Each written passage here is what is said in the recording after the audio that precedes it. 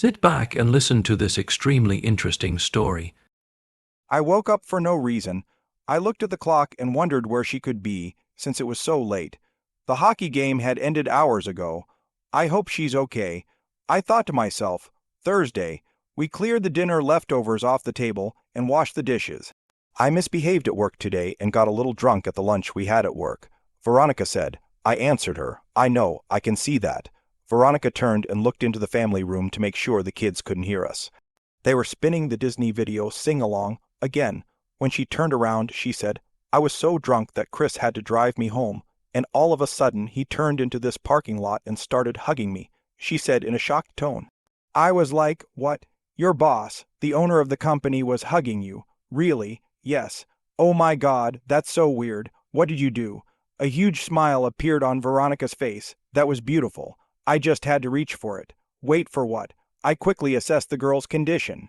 They were fine. Yeah, I just had to. It was amazing and so much fun. I whispered, Veronica, you married.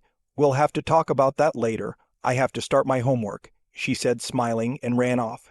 I was left standing in the kitchen all alone and still have to do the dishes. Oh God, why am I having such a hard time right now? I must be mad, I thought to myself.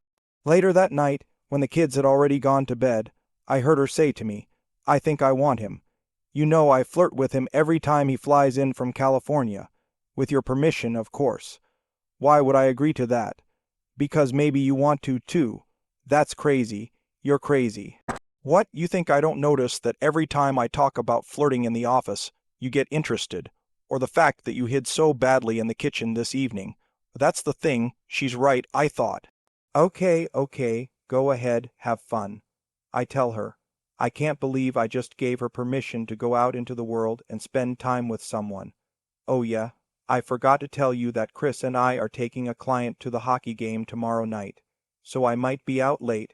Oh great, another night where I get to stay in and take care of the girls for dinner, homework, and making sure that they actually take a shower and God forbid they use any of the soap we bought them, all while you are partying it up all around the city. I complained to Veronica. I never get to go out and have fun. Back to the present time, Veronica pulled into the garage around 12:30. She tried to sneak through the house so as to not wake anyone up. She jumped when I said, with a smirk on my face, Good morning. Did you have a good time? She smiled at me and said, Yes, I sure did. The client and Chris were excited that I was able to get tickets to the game. We won, and there were 3 great fights. We went out for drinks after that. He's going to open 4 gas stations in the metro area and will be using us for the architecture designs and reviews, so of course, that means I'll be working late going to all of those governmental board meetings. So exciting, I said with a sarcastic tone. Oh, shut up, as she throws a small pillow at me. Why don't you become useful for once and refill my water bottle so I can take my medicine while I change for bed? Of course, my love. As I walked out of the room, I went to the kitchen but couldn't find it. Off to the family room, no luck. Why does she insist on using this water bottle exclusively to take her meds? That's so weird. I think out loud to myself as I head to the computer room. Ah, there it is.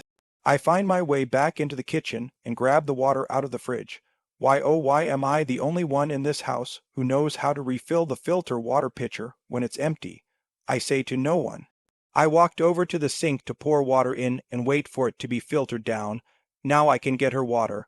I was thinking, wow, that seemed to take forever, as I reached for the bedroom door handle and walked inside. Oh wow, I exclaimed. The kids would have come to investigate if they were awake. Thank God that they were sound asleep. On the bed lies my beautiful and lovely wife. She has thrown all the top sheets, plaids, and pillows to the floor. Her arms were spread out to each of the corners at the top of the bed. Her legs were stretched out to the lower corners. There she was, beautiful as a picture, my favorite wife lying on the bed. Do you like what you see, darling? Oh, yes, I said with difficulty, suddenly at a loss for words. All of it. I look at her body in bewilderment and notice that her pelvic area seems very shiny. Is that? I see. I barely manage to mumble. She just smiles and says, Do you want a bedtime snack? Chris is really discharged today. He's clearly been saving up his strength. I hastily pull down my shorts and jump to her. She smells so good. It's so intoxicating. When I was able to look closely, right in front of my face was my dessert. It was oozing all over. I didn't realize it would be so beautiful. Why in all these years of marriage had I never once been able to get a proper look at it? Don't just look at it, eat it. She yells, okay. I guess there's a first time for everything. Here was my first time tasting someone else's portion.